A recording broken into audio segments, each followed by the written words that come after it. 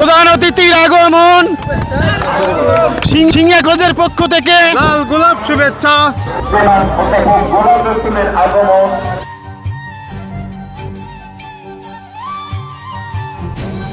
পত্র পাঠ করে শোনাচ্ছি অধ্যক্ষ মফিজুর রহমান।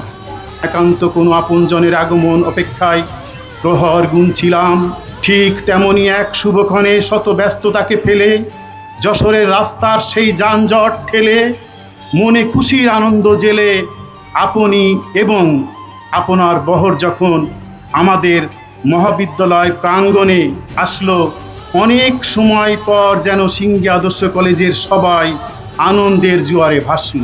সংসদ নির্বাচনে সফল অংশগ্রহণের মধ্য দিয়ে আপনি যে বিজয় অর্জন করেছেন তা শুধু আপনার নয়, এ বিজয় লাখো জনতার বিজয়। একজন সুযোগ্য সমাজসেবক হিসাবে এই অভিষেক শুধু আপনাকে নয়, আমাদেরকেও করেছে গৌরবান্বিত। আপনাকে সংসদ সদস্য হিসাবে পেয়ে আমরা এলাকার উন্নয়নের স্বপ্নে বিভোর। যথাযথ কর্তৃপক্ষের সহায়তায় একটি একাডেমিক ভবন নির্মাণে আপনি আমাদের সহযোগিতা করবেন। হে মহোদয়ের হাতে মানপত্রটি অর্পণ করছেন। এই পুনর্বসন্ধিয়ানের একমাত্র আদর্শ ডিগ্রি কলেজে তার শুভ আগমনে আমরা গর্বিত যে বর্তমান ছাত্রছাত্রীদের ধারণ ক্ষমতা সেই হিসাবে পাঠযোগ্যর জন্য যথেষ্ট পরিমাণে আবাসন এবং তাদের অবকাঠামো যথেষ্ট ঘাটতি রয়েছে। ঐতিহ্যবাহী সিংহা আদর্শ ডিগ্রি কলেজে আপনার সুয়ার সেই উন্নয়নের হাত ছোঁয়া যেন এখানে পড়ে, এই আশাবাদ, এই দৃষ্টি আকর্ষণ করে বিষয়গুলো সম্পর্কে এখানে উল্লেখ করেছেন, তিনি নিশ্চয়ই সেদিকে নজর দেবেন। দেশাত্মবোধ, দেশপ্রেম, মানবিকতা এই অভাবটা অত্যন্ত অনেক বেশি। আমরা যেখানে যাই দেখতে পাই দুর্নীতি, সন্ত্রাস, চাঁদাবাজি, মাদকাসক্ত। জাতির যারা পরিচালক, কর্ণধার, তারা ছাত্র ছাত্রী সকল শ্রেণী পেশার মানুষের মধ্যে দেশপ্রেম প্রয়োজন। আমি দিনের কর্ণধার হব, জাতির পরিচালক হব। আমাদের প্রিয় মাতৃভূমিকে সবাইকে ভালোবাসতে হবে, দেশপ্রেমে সবাইকে উদ্বুদ্ধ হতে হবে। আমি দেশের জন্য কি দিব এই চিন্তা আমার মধ্যে থাকা উচিত।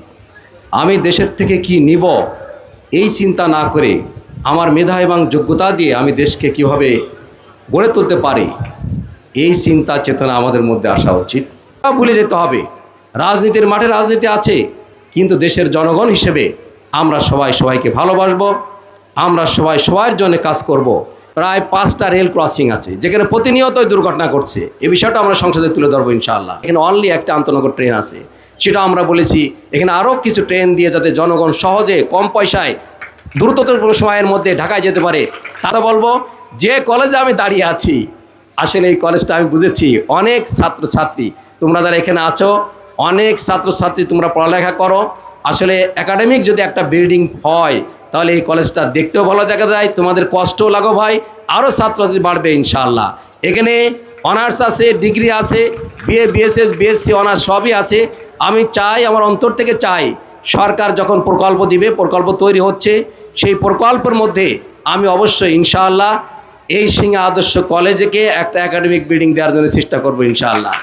এখানে একটা ওভারব্রিজের দাবি আছে, এখানে এটা জনগণ দাবি করেছে। এ বিষয়ে আমি সংসদে কথা বলবো, রেলওয়ে যে ডিজি আছে বা মন্ত্রী আছে, আমি মন্ত্রীর সাথেও কথা বলবো, সংসদেও কথা বলবো, কারণ এখানে একটা ওভারব্রিজ প্রয়োজন। যেখানে আমাদের সব প্রশ্ন আমরা তৈরি করেছি, সংসদে প্রশ্ন দেব, মন্ত্রীর সঙ্গে কথা বলবো এবং সংশ্লিষ্ট মন্ত্রণালয়ের যিনি সচিব বা ডিজি তাদের সাথেও কথা বলবো, যাতে দ্রুততম সময়ের মধ্যে এই সমস্যাগুলো দূর হয়।